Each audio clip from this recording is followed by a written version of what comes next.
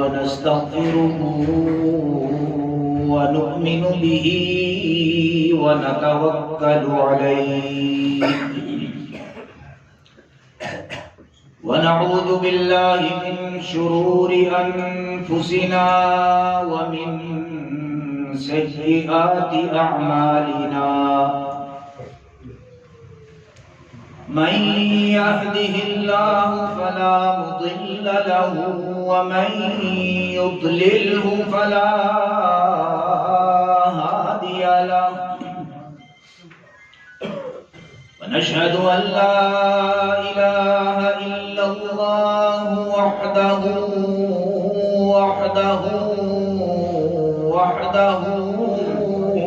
لا شريك له ونشهد أن سيدنا وسندنا ومولانا محمدا عبده ورسوله أما بعد فقد قال الله تبارك وتعالى في القرآن المجيد والفرقان الحميد أعوذ بالله من الشيطان الرجيم بسم الله الرحمن الرحيم ومن يبتغ غير الإسلام دينا فلن يقبل منه صدق الله مولانا العظيم وصدق رسوله النبي الكريم ونحن على ذلك لمن الشاهدين والشاكرين والحمد لله رب العالمين. اللهم صل على محمد وعلى آل محمد كما صليت على إبراهيم وعلى آل إبراهيم إنك حميد مجيد. معزز سامعین اکرام، اللہ رب العزت کا ارشاد ہے جو شخص دین اسلام کے علاوہ کوئی دین اپنائے گا، تلاش کرے گا، فَلَن يُقْبَلَ مِنْهُ، تو اس سے وہ ہرگز قبول نہیں کیا جائے گا. اس وقت دنیا کے اندر جو سب سے سچا دین ہے وہ ہے دین اسلام. اگر اس کے علاوہ کوئی شخص کسی دین کو لے کے اللہ کی طرف جائے گا تو اللہ اسے وہ دین قبول نہیں کرے گا. وَهُوَ فِي الْآخِرَةِ مِنَ الْخَاسِرِينَ، اور ایسا شخص آخرت کے اندر بڑے نقصان کے اندر ہوگا.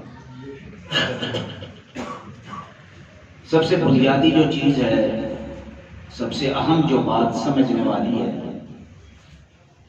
وہ ہے کہ دین ہے کیا، دین کس کو کہتے ہیں. اس وقت ہم جتنے اختلافات، جتنے انتشار کے اندر مذہبی طور پہ جتنے ہم اختلافات کے اندر ہیں، یہ اس کی بنیادی وجہ یہ ہے کہ ہمیں پتہ نہیں دین کیا ہے. اگر ہم یہ بات سمجھ لیں کہ دین کیا ہے، دین کس چیز کا نام ہے، تو سارے اختلافات، ساری چیزیں خود بخود ختم ہو جائیں گی. اور ایسے خطوں میں آپ چلے جائیں نا جن کو پتہ ہے دین کیا ہے، وہاں آپ کو یہ ماحول ہمارا نہیں ملے گا جو ہندوستان اور پاکستان کے اندر، عرب کے اندر ہی چلے جائیں آپ. کسی مسجد کے اندر کوئی پتہ نہیں آپ کو نظر آئے گا. اگر کوئی شخص آپ کو کوئی ایسا عمل کرتے ہوئے دیکھتا ہے کہ جو اس نے پہلی دفعہ دیکھا ہے، تو وہ آپ سے اتنا پوچھے گا کہ یہ جو عمل آپ کر رہی ہو یہ سنت ہے. اگر آپ کہتے ہیں جی ہاں یہ سنت ہے، تو زیادہ سے زیادہ وہ آپ سے حوالہ پوچھ لے گا کہ سنت ہے تو اس کا مجھے کوئی حدیث کا حوالہ دے دیں. آپ دیں اور چپ کر کے چلے. وہ یہ نہیں کہے گا میں یہ نہیں کرتا تو کیوں کر رہا ہے. اور ہمارے یہاں سب سے بڑا المیہ یہ ہے، اس کا ساؤنڈ بند کراؤں، ہمارے یہاں سب سے بڑا المیہ یہ ہے کہ ہمیں یہ نہیں پتا دین کیا ہے، اس لیے ہم اختلاف اور انتشار کے اندر ہے. اور ایک شخص کوئی عمل کر رہا ہے جو غیر شرعی ہے، اس کو آپ کہیں یار یہ عمل دین میں نہیں، تو وہ کہتا ہے کام تو میں اچھا کر رہا ہوں نا، بھئی کام تو اچھا ہے نا. یہ کیوں کہتا ہے؟ اس کو بیچارے کو یہ نہیں پتا کہ دین کیا ہے. تو آج کی اس نشست میں ہم یہ سمجھیں کہ دین کیا ہے.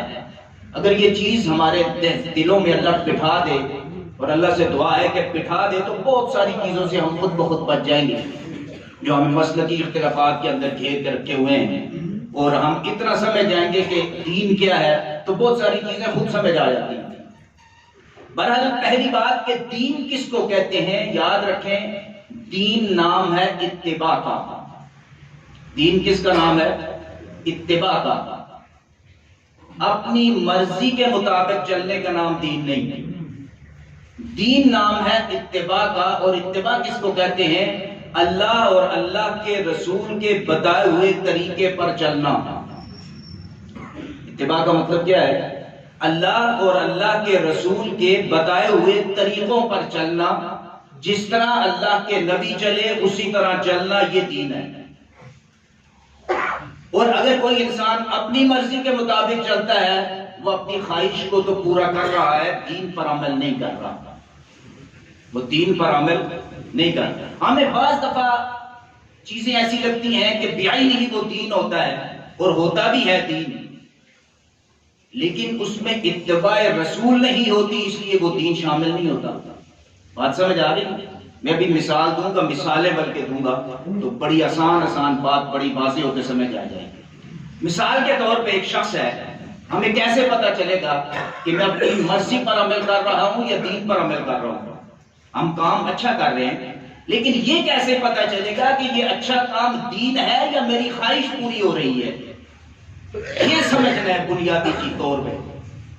مثال کے طور پہ ایک شخص ہے، وہ عالم بننا چاہتا ہے، وہ دین کو سیکھنا چاہتا ہے. تو یہ اچھی بات ہے کہ نہیں؟ ایک آدمی عالم بننا چاہتا ہے، قرآن و سنت کو سیکھنا چاہتا ہے، دین کو سیکھنا چاہتا ہے، یہ بہت بڑی فضیلت ہے اور عین دین ہے. بلکہ یہاں تک حدیث میں ہے کہ عالم کا سونا اور عابد کا عبادت کرنا، عابد کی عبادت کرنے سے عالم کا سونا افضل ہے. اتنی بڑی علم کا حاصل کرنے کا اتنا بڑا مقام ہے. اب ایک شخص عالم بننا چاہتا ہے، یہ بعینی ہی دین ہے. لیکن اگر اس شخص کے والدین میں سے کوئی ایک گھر میں بیمار ہے اور اس کی خدمت کرنے والا کوئی نہیں، اب یہ شخص کہے کہ یہ بیمار ہے لیکن میں دین سیکھنا چاہتا ہوں، یہ اللہ کے حوالے. ظاہراً دین کا سیکھنا، بات سمجھ رہے ہیں نا، کتنا بڑا عمل ہے، کتنی بڑی عبادت ہے. اور اللہ کے نبی نے خود فرمایا ہے طلب العلم فریضۃ علی کل مسلم. یہ ضروری نہیں ہے کہ عالم بننے کے لیے ہے، بلغوا عنی ولو آیا، ایک آیت بھی پہنچے پہنچاؤ. دین کی سیکھنے کی بڑی تائید ہے. اب ایک شخص کی والدہ بیمار ہے یا اس کا والد بیمار ہے اور گھر میں خدمت کرنے والا کوئی نہیں، یہاں اتباع کیا ہے کہ علم دین حاصل کرنے کے لیے نہ نکلو، ماں باپ کی خدمت کرو. یہ کیا ہے؟ اتباع. اور اگر کوئی شخص یہاں دین سیکھنے کے لیے نکل جاتا ہے مدرسے میں اور کہتا ہے ماں باپ اللہ کے حوالے، اس نے دین پر عمل نہیں کیا، اللہ کے نبی کی اتباع نہیں کی، اس نے اپنی مرضی پوری کی اور اپنی خواہش پوری کی. اب کوئی کہ جی دین کا حاصل کرنا کام تو اچھا ہے، میں نے کون سا غلط کیا؟ کام غلط نہیں کیا، تم نے دین کے خلاف عمل کیا، کیونکہ دین نام ہے اتباع کا. اور یہاں اللہ کے نبی کی اگر اتباع کرنا چاہتے ہو، وہاں حکم یہ ہے کہ اس وقت داخلے کو مدرسے میں نہ داخل ہو، ماں باپ کی خدمت کرو. بات سمجھ آئی؟ اتباع اور خواہش پورے کرنے کے اندر فرق کیا ہے؟ مثال کے طور پہ دوسری مثال دیتا ہوں. تبلیغ کے اندر وقت لگانا کتنا افضل کام ہے. پوری دنیا کی اصلاح سب سے زیادہ جو اس وقت ہوئی ہے وہ تبلیغی جماعت کی وجہ سے ہوئی ہے. اللہ رب العزت سب کو توفیق دے. لیکن ایک شخص تبلیغ میں جانا چاہتا ہے، اس کے والدین میں سے کوئی بیمار ہے، بیوی گھر میں اکیلی ہے. اب دو شخص، اور بیوی کو اس کی ضرورت ہے، والدین کو ضرورت ہے، وہ بیمار ہیں. اب وہ شخص جو ہے وہ کہتا ہے جی اللہ کے حوالے میں تبلیغ کے لیے چلا جاتا ہوں، تبلیغ بالکل دین ہے، دین کا حصہ ہے، لیکن یہاں اگر وہ نکلتا ہے جبکہ ماں باپ کو اس کی ضعف کی وجہ سے یا بیماری کی وجہ سے ضرورت تھی، وہ ان کو چھوڑ کے نکل گیا اللہ کے بھروسے پہ، توکل کر کے نکل گیا، جس کو ہم توکل کہتے ہیں عام زبان میں، اب نکل گیا، ضرورت تھی ماں باپ کو، یہاں اس نے اتباع نہیں کی، یہ دین نہیں ہے، اس نے اپنی مرضی اور خواہش پر عمل کیا۔ تو دین نام مرضی پر عمل کرنے کا نہیں ہے، دین نام اتباع رسول کا ہے۔ بات سمجھ آ رہی ہے؟ ذرا آواز زیادہ اونچی ہو تو اس کو کم کر دو تاکہ بات سمجھ آئے۔ تو دین کس کا نام ہے؟ اتباع رسول۔ جس کام میں اتباع ہوگی وہ دین ہوگا۔ بظاہر بڑا اچھا کام ہے، دین بھی لگ رہا ہے، لیکن اتباع نہیں ہے، اور اللہ کے نبی کا اس وقت کا وہ تقاضا نہیں ہے جو تم کر رہے ہو، تو وہ دین نہیں ہوگا۔ وہ اپنی مرضی پر عمل کرنا ہوگا، وہ اپنی خواہش پر عمل کرنا تو ہوگا، لیکن وہ دین نہیں ہوگا۔ اب دیکھیں ذکر کرنا کتنا افضل عمل ہے۔ اللہ نے قرآن مجید کے اندر ذاکرین کی بڑی فضیلت بیان فرمائی ہے۔ فرمایا وَالذَّاكِرِينَ اللَّهَ كَثِيرًا وَالذَّاكِرَاتِ أَعَدَّ اللَّهُ لَهُم مَغْفِرَةً وَأَجْرًا عَظِيمًا۔ ذکر کرنے والے مرد اور ذکر کرنے والی عورتوں کو اللہ رب العزت نے ان کے لیے بہت بڑا اجر عظیم تیار کر رکھا ہے۔ اور اللہ قرآن میں کہتا ہے اذکروا اللہ ذکرا کثیرا، کہ اے اہل ایمان کثرت سے میرا ذکر کرو۔ اللہ فرماتا ہے فاذکرونی اذکرکم، تم میرا ذکر کرو میں تمہارا ذکر کروں گا، تم مجھے یاد کرو میں تمہیں یاد کروں گا۔ اللہ فرماتا ہے تم مجھے زمین پر یاد کرو میں عرش معلیٰ پر تمہیں یاد کروں گا، میرا ذکر زمین پہ کرو میں عرش پر تمہارا ذکر کروں گا۔ اور فرمایا جاتا ہے کہ تم بندوں میں میرا ذکر کرو میں فرشتوں میں تمہارا ذکر کروں گا۔ تو ذکر کرنا افضل ترین عمل ہے کہ نہیں؟ ایک انسان 24 گھنٹے ذکر کے اندر رہتا ہے، اس کی بہت بڑی فضیلت ہے۔ ایسے انسان کو وقت سے ضائع کرنا چاہیے، جو وقت ہے انسان ذکر میں گزارے۔ لیکن اگلی بات سمجھ، اتنی بڑی نیکی ہے، دین ہے نا ذکر کرنا، لیکن اللہ کے نبی کا حکم کیا ہے، اتباع کیا ہے؟ اگر اذان ہو رہی ہے تو ذکر بند کر دو۔ ذکر کتنا بڑا افضل ہے، لیکن اگر اذان ہو رہی ہے تو ذکر بند کر دو، اذان سنو، اس کا جواب دو۔ اب یہاں ایک انسان ذکر کر رہا ہے، مؤذن نے اذان شروع کی ہے، بندہ سوچتا ہے ذکر تو بہت بڑا افضل عمل ہے، اذان کی آواز بھی آ رہی ہے، میں ذکر بھی کرتا چلا جاتا ہوں، وہ ذکر کے اندر رہتا ہے۔ اس نے اپنی خواہش کو پورا کیا، اتباع نہیں کی۔ اس نے اپنی خواہش کو پورا کیا ہے، سمجھ رہے نا اتباع کیا ہے اور مرضی کیا ہے؟ اس نے اپنی خواہش کو تو پورا کر لیا، بظاہر یہ اس کو کہیں یار اذان سن کے میں کون سا برا کام کروں، میں تو اللہ کا ذکر ہی کر رہا ہوں نا۔ اس کا کوئی جواب ہے آپ کے پاس؟ اس کا جواب یہ ہے ذکر کر رہے ہو بڑا اچھا کام کر، لیکن یہ اتباع نہیں، یہ دین اس وقت یہ دین نہیں۔ اس وقت تقاضا اللہ کے نبی، اللہ اور اللہ کے نبی کا تقاضا یہ ہے کہ اس وقت ذکر کو چھوڑ دو، بے شک ذکر افضل عبادت ہے، اذان ہو رہی ہے اس اذان کو سنو اور اس کا جواب دو۔ اس وقت یہ عمل اذان کا سننا، اس کا جواب دینا ذکر سے زیادہ افضل ہے، کیونکہ یہ اتباع کے اندر ہے۔ اگر آپ اتباع نہیں کرتے اور ذکر کے اندر شامل رہتے ہیں، آپ نے اپنی مرضی اور خواہش پر تو عمل کر لیا، لیکن آپ نے دین پر عمل نہیں کیا۔ بات سمجھ آ رہے ہیں نا؟ یہ چھوٹی چھوٹی بڑی باریک باتیں ہیں، یہ کس بات کا جواب ہے؟ کام تو اچھا کر رہے ہیں نا جی، یہ اس بات کا جواب ہے۔ یہ میں کیا سمجھا رہا ہوں، جو ہم کہتے ہیں نا یار یہ کام نہ کرو، شریعت نے کہا کام تو اچھا کر رہے ہیں، ہم کون سا برا کام کر رہے ہیں؟ کام تو اچھا کر رہے ہو، لیکن اس وقت یہ اتباع نہیں۔ جب اتباع نہیں تو دین بھی نہیں ہے۔ میرے محترم سامعین کرام، اس کی بڑی واضح مثال دینے لگا، بڑی واضح مثال، بڑی بہترین مثال۔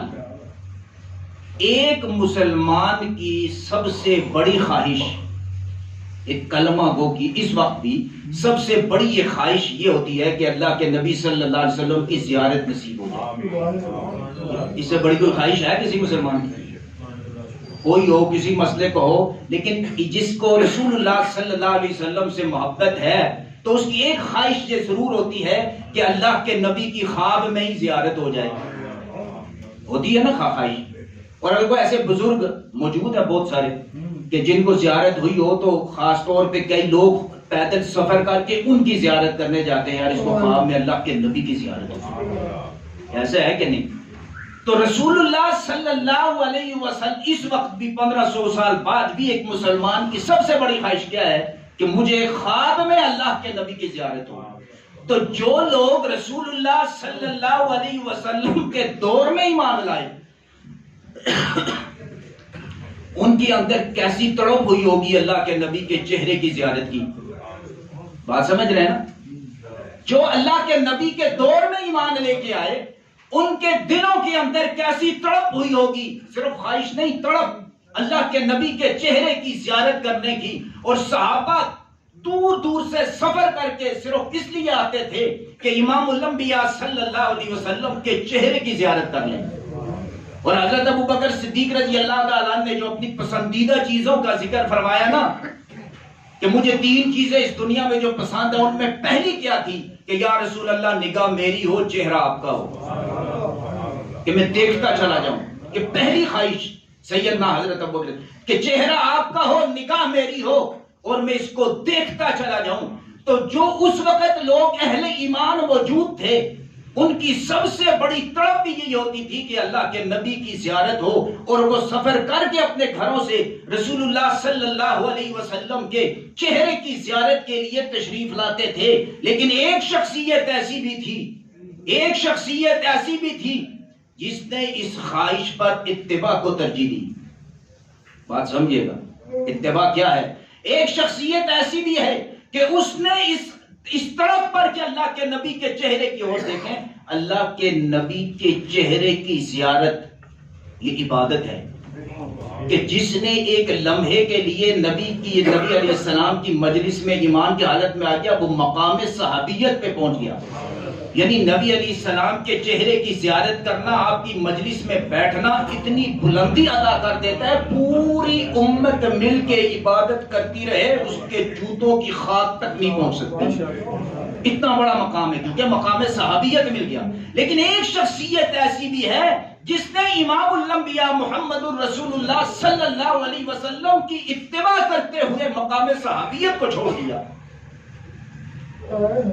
کیوں چھوڑا؟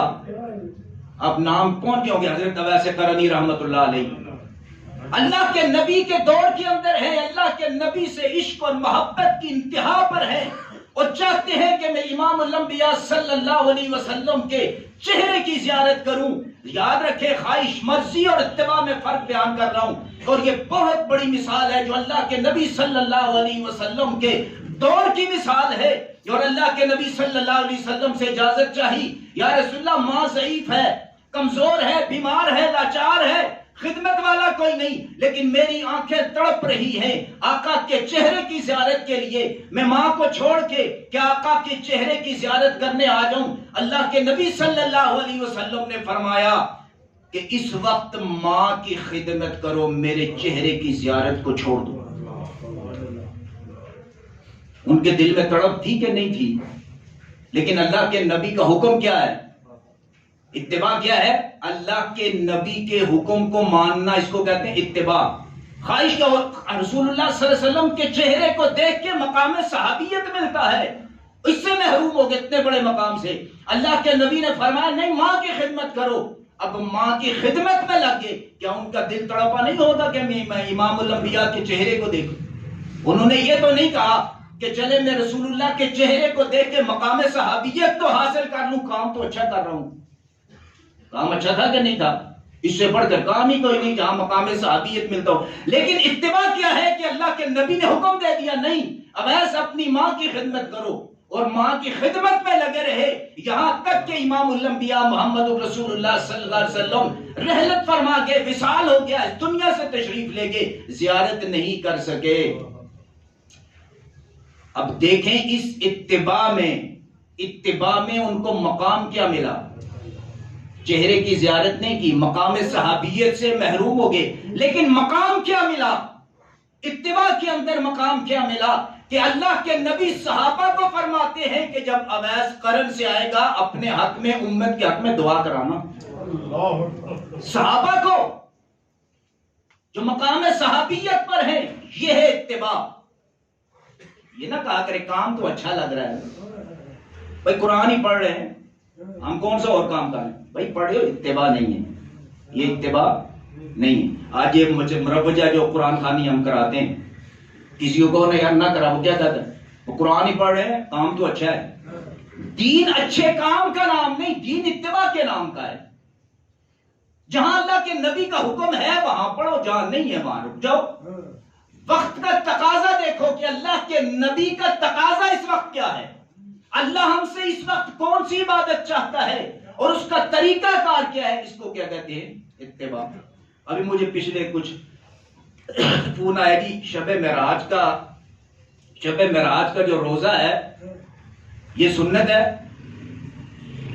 بھائی شب معراج نہ عبادت کی رات ہے نہ اس کا روزہ ہے۔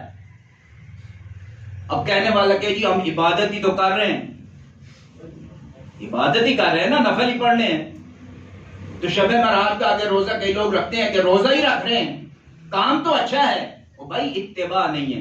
دین اتباع کا نام ہے۔ ہاں ایک شخص پیر کا یہ جمعرات کا مستقل روزے رکھتا ہے تو اس کی عادت ہے، اور انہی دنوں میں سے شب معراج آ گئی تو وہ اپنا روزہ رکھے، لیکن وہ روزہ رکھے جو پیر یا جمعرات کا رکھا جاتا ہے۔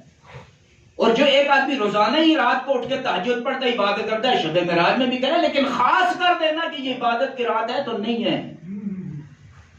اور شب معراج کا اسی طرح روزہ بھی نہیں ہے۔ تو یہ جب بندہ یہ سوال کرتا ہے کام تو اچھا کر رہا ہوں، بھائی کام اچھا ہے لیکن اتباع رسول نہیں، اور دین کس کا نام ہے؟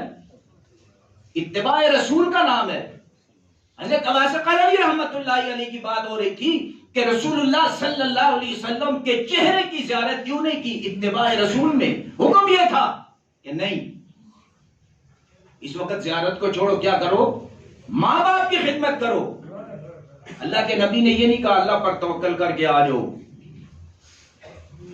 اللہ پر توکل کر کے توکل کے ساتھ ساتھ تب اصل چیز توکل ہی ہے، لیکن اسباب کا پیدا کرنا یہ بھی اللہ ہی کی سنت ہے۔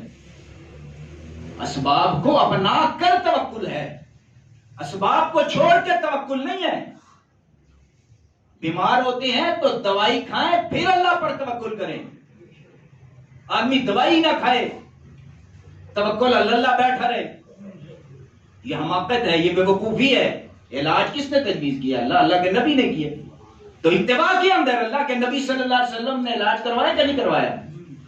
اسباب کو اپناؤ۔ ایک شخص، مفہوم عرض کرتا ہوں، اونٹ کو لے کے گیا نبی علیہ السلام کے پاس، اندر کے اونٹ کو کھلا چھوڑ دیا۔ اللہ کے نبی صلی اللہ علیہ وسلم نے پوچھا کہ کس پہ آئے ہو؟ اونٹ پہ آئے ہوں۔ کہاں ہے کہ باہر ہے؟ فرمایا باندھا ہے؟ کہتے نہیں میں اللہ توکل چھوڑ آئے ہوں۔ کہا پہلے باندھو پھر توکل کرو۔ اپنی طرف سے حفاظت کا پورا انتظام کرنے کے بعد اللہ پر توکل کرنا ضروری ہے۔ اپنی طرف سے اسباب کا استعمال ہی نہیں، حفاظت ہی، اور توکل اللہ چل رہا ہے تو یہ توکل نہیں ہے۔ ہاں ایسی کوئی مثال مل جاتی ہے لیکن وہ ان کے انفرادی ہے، شریعت کا یہ حکم نہیں ہے۔ تو میرے محترم سامعین اکرام، ہم بہت سے اچھے عمل ایسے کرتے ہیں جو ظاہراً بڑے خوبصورت ہیں، قابل تعریف ہیں، لیکن رب کو اور اللہ کے رسول کو پسند نہیں ہے، کیونکہ اللہ کے رسول کی اتباع کے اندر وہ نہیں ہے۔ اس کی مثال دیتا ہوں میں۔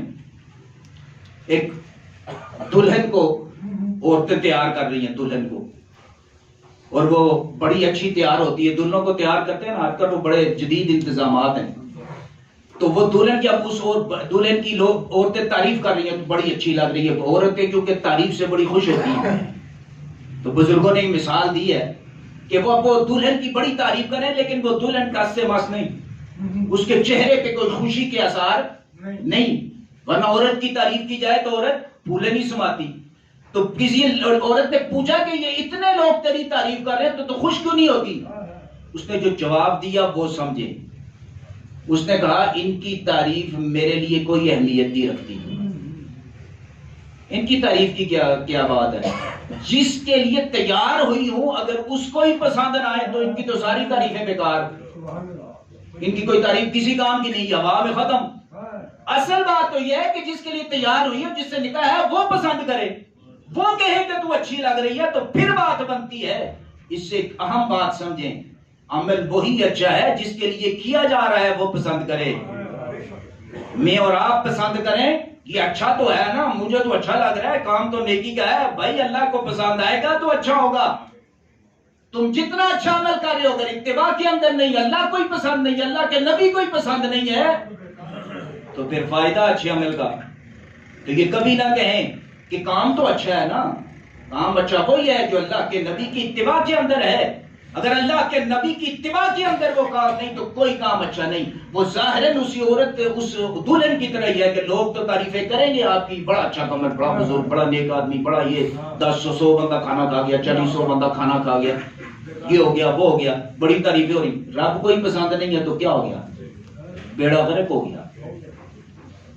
وہ بڑا مشہور ہے نا، پروگرام بڑھ گیا، تو پسند نہیں ہے تو سب کچھ سمجھو بڑھ گیا، سمجھ آئی نا؟ تو اللہ کو پسند آنا چاہیے، اللہ کو پسند آئے گا تو پھر ہی بھائی بنے گی زندگی، وہی عمل قابل قبول ہے۔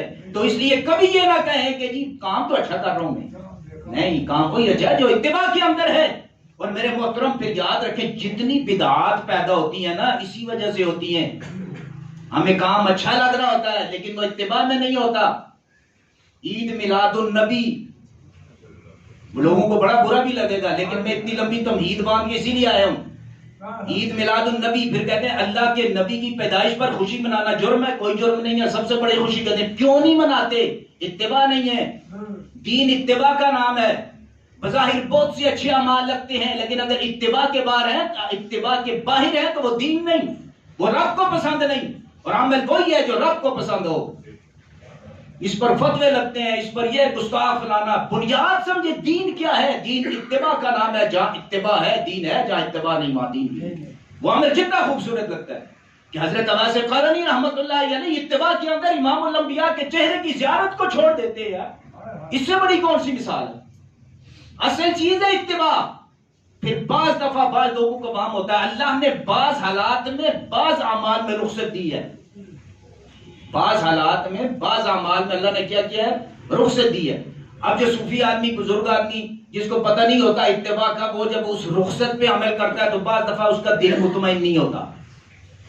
مثال کے طور پہ پہلے مثال دوں پھر بات سمجھ آئے گی۔ ظہر کی 4 رکھتے ہیں، عصر کی 4 ہیں، اور عشاء کی کتنی ہیں؟ 4۔ آپ جب سفر میں جا رہے ہیں تو ان تقصروا من الصلاۃ، ظہر کی کتنی ہو گئی؟ 2، عصر کی 2 اور عشاء کی 2۔ اب ایک بزرگ آدمی، صوفی آدمی سفر میں چلا گیا ہے، اب اس نے ظہر کی پڑھی 2 رکھتے، عصر کی بھی 2 پڑھی، عشاء کی بھی 2 پڑھی۔ اب یہاں یہ سوچتا ہے یار یہ تو 2 رکھتے کم ہو گئی، ثواب کم ہو گیا، گھر میں ہوتا 4 تو پوری ہو جاتی۔ یہاں افسوس کر رہا ہے، زیادتی عبادت کرنے والا بندہ نا، لیکن یہاں کیا ہے بھائی؟ دین رختوں میں نہیں ہے، دین اتباع میں ہے۔ تم نے 4 پڑھی، وہاں حکم 4 کا تھا تو تم نے اس کی اتباع کی، ثواب کامل۔ یہاں حکم 2 کا ہے، تم نے 2 پڑھی تو یہاں بھی وہی ثواب ہے جو 4 پہ مل رہا تھا۔ تم نے اللہ کی اتباع کرنی ہے، رختوں کے اندر ثواب نہیں ہے۔ ثواب کس میں ہے؟ اللہ اور اللہ کے نبی کی اتباع کے اندر ہے۔ یا اللہ کے نبی کا حکم 2 کا ہے تو 2 پڑھو گے، جہاں اللہ کے نبی کا حکم 4 کا ہے وہاں 4 پڑھو گے، تو ثواب میں کوئی کمی نہیں آتی۔ ثواب وہی ہے جو اللہ نے 4 رکعتوں کا دیا، وہی آ، کیونکہ ثواب اتباع پر ملتا ہے، عمل پر نہیں ملتا۔ اگر یہی عمل اتباع کے بغیر ہے کوئی ثواب نہیں۔ ایک آدمی سفر کے اندر ہے، اگر سفر مشقت والا ہے تو اللہ نے فرمایا روزہ افطار کر لو، رمضان کا مہینہ چھوڑ دو، افطار کر لو، قضا کرنا بعد میں۔ اب مشقت والا سفر ہے، اگر سفر آسان ہو رکھ بھی سکتے ہو، چھوڑ بھی سکتے ہو۔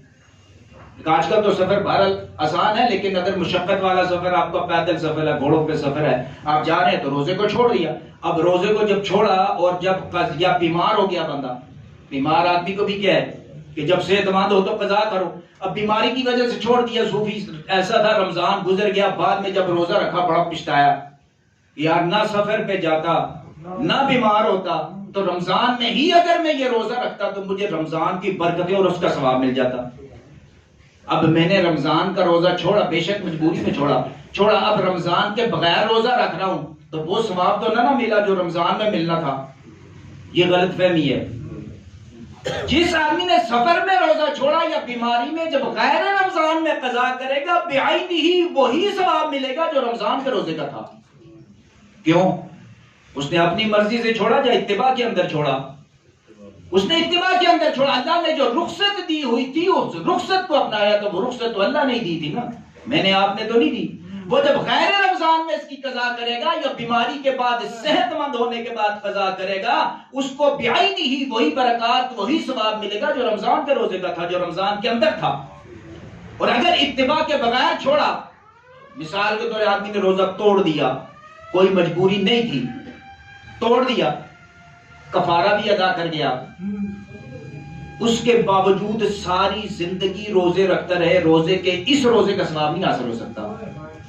اس کو ہو گیا جس نے سفر کیا تھا, جو بھی اس کو کیوں نہیں ہو سکتا؟ اس نے اتباع کی ہے, اس نے اللہ اور اللہ کے رسول کی اتباع کی ہے, ان کی اجازت سے ہی کام کیا. اس نے بغیر اجازت کے اس نے اتباع نہیں کی. روزہ چاہے اس نے ایک رکھا اس کو ثواب مل گیا, اور خود توڑنے والے نے 10 سال رکھے اس کو ثواب نہیں ملا. اب عقل کیا کہتی ہے اس نے زیادہ رکھے, زیادہ ثواب ملنا چاہیے. وجہ کیا ہے کہ اس نے اتباع کی, اس نے اتباع نہیں کی.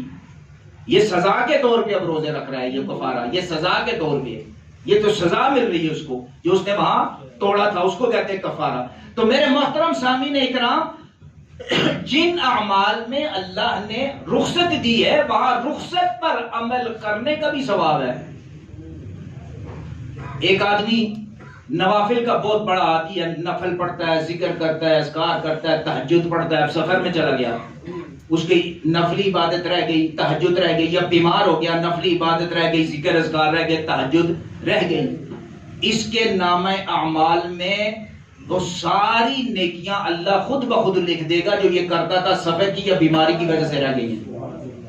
اللہ کنجوس نہیں ہے, اور یہ میں خود سے نہیں کہتا, حضرت ابو موسیٰ اشعری رضی اللہ تعالیٰ عنہ کی روایت ہے کہ رسول اللہ صلی اللہ علیہ وسلم نے فرمایا, وہ شخص جو صحت کی حالت میں یا اقامت کی حالت میں, اقامت وہ حالت ہے جب سفر میں نہ ہو, گھر ہو, ایک انسان عبادت کرتا تھا, اب وہ سفر میں گیا یا بیمار ہوا تو اس کی وہ عبادت رہ گئی, وہ عبادت سفر کی وجہ سے یا بیماری کی وجہ سے رہ گئی, اللہ وہ ساری عبادت اس کے نامہ اعمال میں لکھ دے گا, کیونکہ اللہ جانتا ہے اگر اس کو یہ صحت مند ہوتا یا سفر میں نہ ہوتا تو یہ عبادت کرتا, اس لیے اللہ لکھ دے گا اس کے نامہ اعمال کے اندر. لیکن یاد رکھیں یہ نفلی عبادت ہے, فرض عبادت نہیں.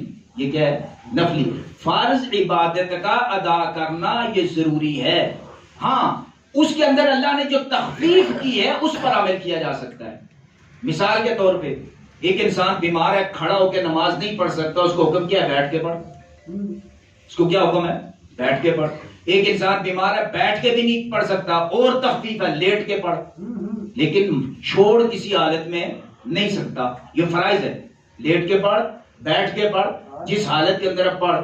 ہاں کسی حالت میں معاف نہیں. ہاں اگر کوئی بندہ بے ہوش ہو جائے, اللہ نہ کرے کسی کو چوٹ لگ جاتی ہے, دماغ میں بے ہوش ہو جاتا ہے, اب 6 نمازوں سے زیادہ کے وقت میں وہ بے ہوش رہتا ہے, 6 نمازوں کا وقت گزر گیا, تو اب اس کی قضا اس پہ نہیں, یا اس سے زیادہ قضا ہو گئی, 6 سے کم ہوگی پھر قضا کرے گا. اگر 6 کا وقت گزر گیا یا اس سے زیادہ نمازیں رہیں گی اور بے ہوشی کے حالت میں تھا تو اس پر قضا نہیں. کیوں کہ بوجھ نہ پڑے, اللہ نے اپنے بندوں کا خیال رکھا ہے.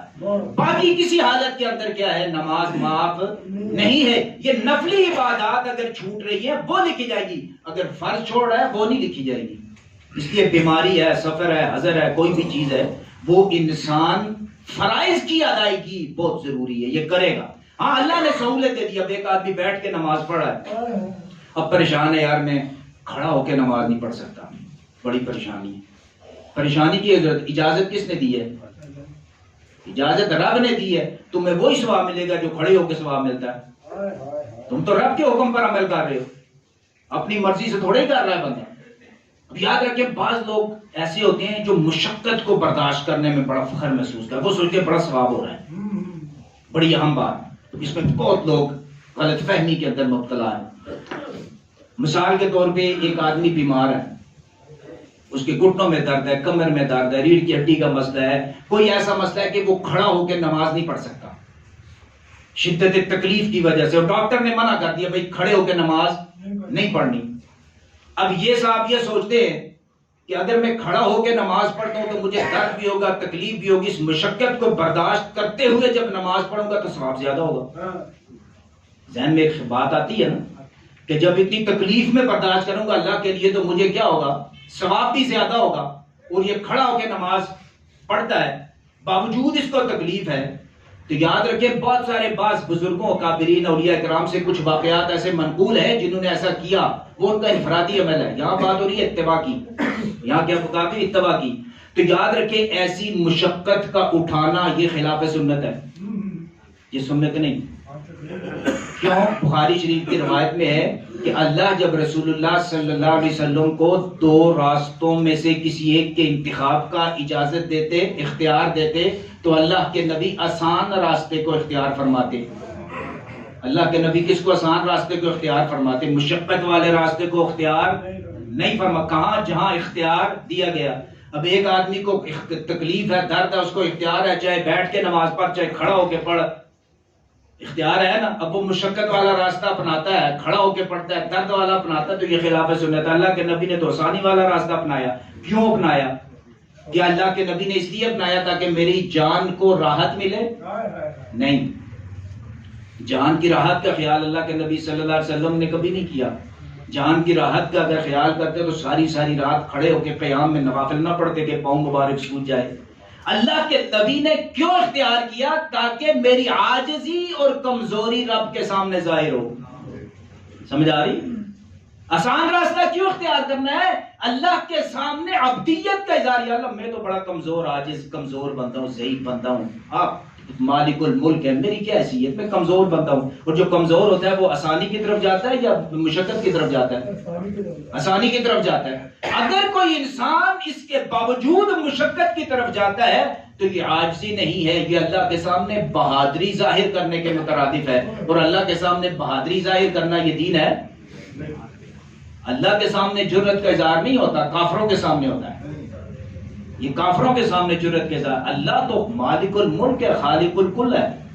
اللہ کے سامنے عاجزی اور اس لیے آسانی کا راستہ اختیار کرے تاکہ رب کے سامنے بہیمت ہو. ایک بزرگ گئے، کسی بزرگ بیمار تھے نا، اور یہ دیکھیں جب بندہ بیمار ہوتا ہے نا، تکلیف ہوتی ہے تو کبھی کبھی ہائے ہائے بھی کرنی چاہیے. اللہ کے سامنے اپنی عاجزی کا اور تکلیف کا اظہار کرنا چاہیے.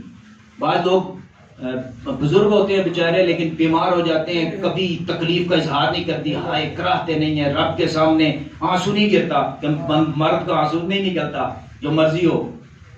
یہ غلط فکر ہے، یہ غلط فکر ہے. اب وہ تکلیف کے اندر ہے تو اس کو رب کے سامنے کراہنا بھی چاہیے، آپ بھی کرنے چاہیے، اپنی تکلیف کا اظہار کہ یا اللہ میں کمزور ہوں، مجھے درد ہے، مجھے تکلیف ہے اور آپ مجھے صحت عطا فرمائیں. تو ایک بزرگ دوسرے بزرگ کا پتہ کرنے کے نا بیمار تھے، پوچھا کیا حال ہے؟ ان کا الحمدللہ، اللہ کا بڑا شکر ہے. تو انہوں نے فرمایا یہ الحمدللہ کہنا بڑا قابل مبارک ہے، لیکن کبھی کبھی اس تکلیف کا رب کے سامنے اظہار بھی کیا کرو. ہر وقت اللہ کا شکر نہ کریں. ایک بندہ بیمار ہے، وہ علاج نہیں مانگتا، کہتا الحمدللہ اللہ کا شکر ہے، یہ اپنے آپ کی بہادری اللہ کے سامنے ظاہر کر رہا ہے. اللہ کا شکر ضرور ادا کرے لیکن اللہ سے صحت بھی مانگے، اس کے سامنے گر گرائے بھی، اس کے سامنے اپنی تکلیف کا اظہار بھی کریں کہ یا اللہ میں کمزور ہوں، مجھے تکلیف ہے، مجھے معاف فرما. تو فرمایا اس لیے اپنی اس الحمدللہ کہنے کے بجائے اپنے رب سے شفا بھی مانگو، اس کے سامنے عاجزی بھی کرو. حضرت ایوب علیہ السلام جیسا جلیل القدر پیغمبر کیا فرمایا؟ اللہ سے کیا عرض کیا؟ ربی انی مسنی الضر، کہ یا اللہ مجھے سخت تکلیف پہنچی. تکلیف کا اظہار کیا کریں گے؟ میں کمزور بندہ ہوں، پھر عاجز بندہ ہوں، میں کوئی بہادر بندہ نہیں ہوں، مجھے تکلیف پہنچی. انت ارحم الراحمین، آپ سے بڑھ کر کون رحم کرنے والا ہے، مجھ پر رحم فرما. تو اللہ کے سامنے عاجزی کا اظہار ہے. اس لیے اللہ کے سامنے بندے کو بہادر نہیں بننا چاہیے. اللہ جس حال میں رکھے ہو ٹھیک ہے، اس کا شکر ہے، لیکن اللہ سے مشکل حالات کے اندر اپنی تکلیف کا رب کے سامنے اظہار بھی کرے، یا اللہ میں کمزور بندہ ہوں، مجھے اب معاف فرما دے. تو میرے محترم جب اللہ شفا دے دے، مصیبت سے نکال دے، تو پھر لازم ہے اس کا شکر کرو. یہ کیا لازم ہے؟ اس کا شکر کرو، نہ شکر نہ بنو. یہاں تک کہ ایک لقمہ بھی اگر انسان کھاتا ہے، ایک لقمہ، اس پر بھی شکر واجب ہے. ایک گھونٹ پانی کا پیتا ہے، اس پر بھی شکر واجب ہے. اور جو انسان شکر نہیں کرتا وہ شیطان کے شکنجے میں پھنس جاتا ہے. وہ شیطان کا سب سے بڑا ہتھیار یاد رکھیں کیا ہے؟ انسان کو ناشکرا بنانا. یہ شیطان نے خود کہا تھا اللہ کو، جب اللہ نے نکالا نا، رائندہ درگاہ کیا ہے، تو اس نے کہا کہ مجھے مہلت دے قیامت تک، میں تیرے سارے بندوں کو اغوا کروں گا. اور آگے کیا کہا؟ وَلَا تَجِدُ أَكْثَرَهُمْ شَاكِرِينَ، ان میں سے اکثر ایسے بنا دوں گا تیرا شکر ہی نہیں کریں گے۔ اس لیے شکر کریں کہ اللہ ہمیں مصیبت سے نکالے۔ اور اس کا خلاصہ صرف اتنا ذہن میں رکھیں، بات واضح ہوگا کہ دین کس کا نام ہے؟ اتباع کا۔ اگر ہم کوئی اچھا عمل کر رہے ہیں تو ہم اس اچھے عمل کو دیکھیں گے، اگر وہ اتباع رسول میں ہے تو دین ہے، اگر وہ بظاہر اچھا لگنے والا عمل اتباع رسول کے اندر دین نہیں، اتباع رسول کے مطابق نہیں، جتنا اچھا لگ رہا ہے وہ دین نہیں ہے۔ اللہ سمجھ عمل کی توفیق دے۔ وعلیکم